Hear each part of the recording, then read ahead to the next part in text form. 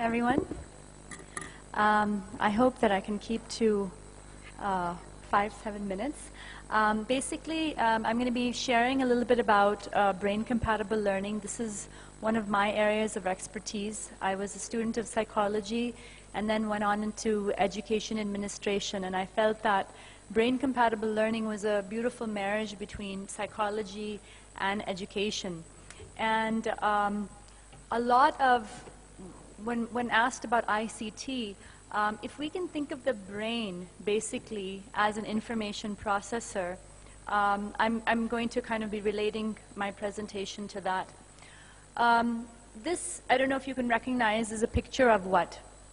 This is a picture of a brain cell, a neuron. And the old traditional school of thought basically thought of education as the jug and mug theory, where a teacher's job was to fill the mind, which was an empty vessel, with information and knowledge. Now, according to brain research, we know a lot more about what's happening inside the brain in the last few decades through, the imaging techniques, MRIs and CT scan. We know so much more about what's happening inside the brain now. And we know that that's not the way the brain learns. That's not the way the brain stores information.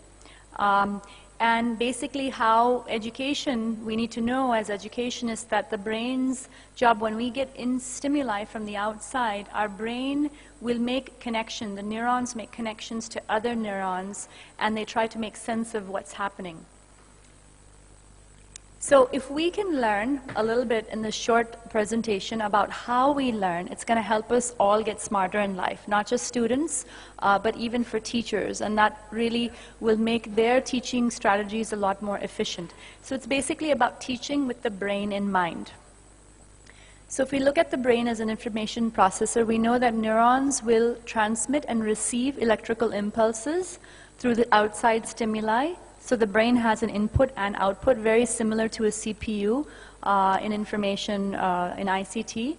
And there are certain memory pathways that are being created in the learning process.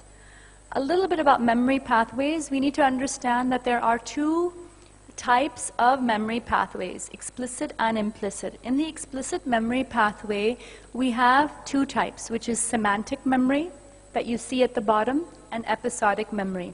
Now, your semantic memory is basically filled with a lot of jargon, a lot of words and symbols, a lot of textual knowledge.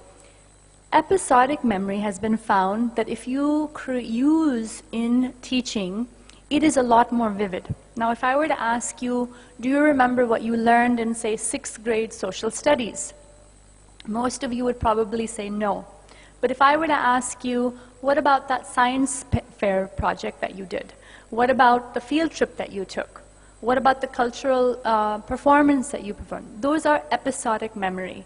And those are a lot more vivid because they involve more of your sensorial, it's a multi-sensory experience. So when we're teaching, we need to keep in mind these multi-sensory experiences that would get stored into the episodic memory compared to your semantic. Now, the role of ICT, it helps a little bit, not completely in episodic, but it's a little bit more beyond the semantic. And it helps in, because there's a lot of audiovisual, sometimes, auditory, input that helps us remember information. And the other one I'm not going to get into right now because it really wouldn't serve a lot, but it's basically your procedural memory on how to do things, and emotional connections to learning and conditioned responses. So I have kind of an A to Z of brain-compatible learning techniques that we can keep in mind as educators. I'm not going to go through all that. I'm just going to be going through like A through I in this short amount of time. Basically, we start with A, which is attention for learning. You cannot learn anything without your attention being focused on it. The brain will recognize anything that is novel. It will recognize if there is a stimulus to a ritual that, okay, now we're going to get started. We need to get ready for learning. And there's a lot more about, it supports the validity of interactive methodology as well. So when your lesson involves role play, questioning, especially higher order thinking, questions, when children brainstorm, there's group discussions, there's quizzes, assessments. Sometimes a lot of quizzes and assessments are fit into the ICT format as well. They do pair shares. These are ways in which the brain can help learn better. Also, the brain learns when there's a real-life connection, because the brain is always trying to derive meaning out of what the stimuli that it's getting from the senses. So field trips, experiments, model making, identifying certain concepts, say in the news or that are current, and also giving examples from real life. Let's go move on to B. B is, it's very important to have a body and mind connection. So with a lot of ICT things, you have kind of like the eye-hand coordination, and you're also seeing, you're hearing. But aside from that, in general in classes, when there is a mind-body connection, that will help the learning process, because the physical movement really stimulates further learning. And again, that is emphasizing the interactive learning. So these are some more examples of that. C is that it should be challenging but non-threatening, because when you have a lesson that is challenging, it stimulates interest and brain growth. If something is too much, it's intimidating, the brain perceives that stress and gets intimidated, and it kind of shuts down. That's what brain research shows. And too little means boredom, that there's just not enough stimulation. So an appropriate level of challenge is very, very important for neural growth in the brain. Okay, and also these are just some examples for that. D is that the lesson needs to be developmentally appropriate according to the age and stage of development of the child. And I think that in the market, there's a lot of things that are very age appropriate. And we have access to so many things that are wonderful, like, reading programs, reading levels, according to the age level. That's available right now. But as an educator, we need to keep in mind that there are certain windows of learning, and we need to optimize and be sensitive to those absorbent periods of learning, like such as for language. And also, we need to also avoid that we need to not push down the curriculum. I think in India we have this tendency that you just want to introduce things earlier the better, and that's not necessarily brain compatible. So we need to keep in mind the age and stage of development. E, there's a lot of research that emotions are very essential to learning. And when a child can make an emotional connection to what he or she is learning, that drives your attention, it drives your motivation, it also drives your memory. So making an emotional connection with material is a primary way of making meaning out of it, as well as remembering it. So if we can keep in mind in a brain-compatible classroom that there is opportunity for children to create an emotional link. Now with ICT, you see that there's a lot of children's blogs, there's classroom blogs, where children are actually writing about their experience in learning this new information and how they are relating to it on a personal basis.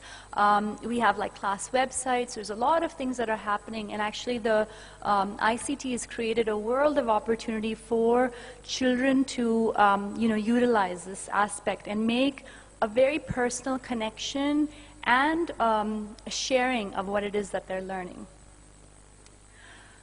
F is feedback. Now, the brain thrives and strives on getting feedback. And if it doesn't get any feedback, then it will not remember that information. So it kind of comes in and it kind of evaporates out. Unless the child gets feedback either from a teacher, or it could be through an ICT program. Usually what happens in the educational scenario, particularly in India, we're very exam obsessed, is that assessment and feedback is usually too little, too late, and too vague. And it's sometimes presented in the very wrong form. It lacks impact because it's not timely. And the best way to learn something is that if you learn it immediately. Say if there's a math assessment, the child does it. Now there are some questions that he or she got wrong. It's best to do your corrections right away and learn what it is that you did wrong. And now there's a lot of ICT programs that are actually giving you feedback on where did you go wrong, and these are typical mistakes or uncommon mistakes, and it really kind of highlights that. Almost done, just a few more minutes.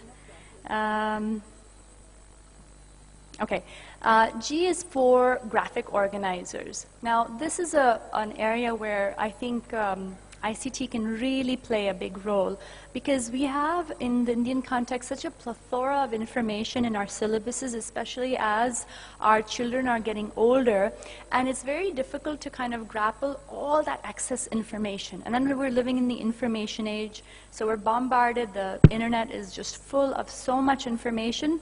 So sometimes when you use a mind map, you use a graphic organizer, it helps children to create an understanding, a visual map of what is the most important facts that they need to remember, and they also discover patterns in which how that information or parts of that information is related to one another.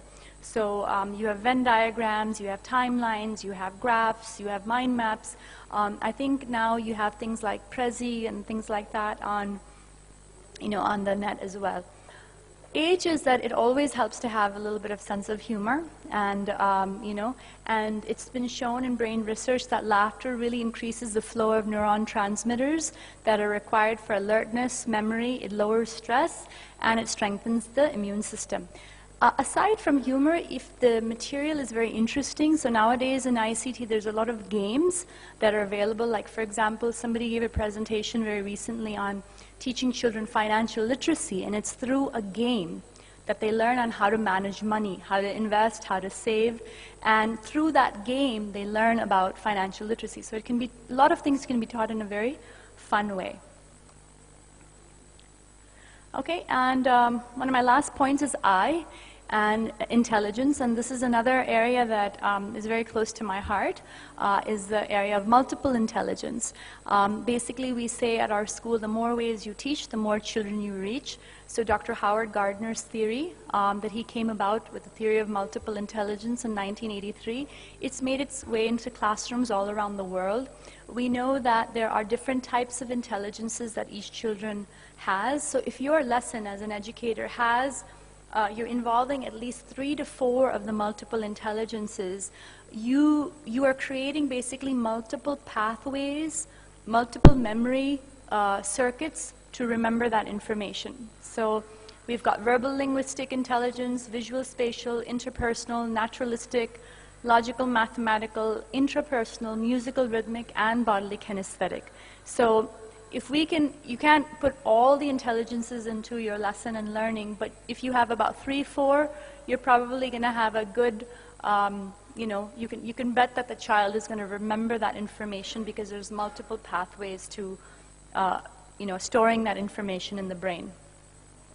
Okay, so this is just a lot of details about the different intelligences and what you can do. Because of shortage of time, I will not go over that. And last but not least, this whole session is about ICT and how it can be useful in teaching. We did, mention some of those a little earlier, but we have internet, we have webinars, teleconferencing, we have audio-visual, we have YouTube, we have videos that display, natural phenomena, we have distance learning, there's professional networks for teachers, for students, we have smart boards and all types of digitalized learning. So really, living in the information age, there's kind of an abundance of information there. We just need to know what is kind of brain-based and what is comfortable to use in our respective settings. So with that, I will conclude. Thank you very much.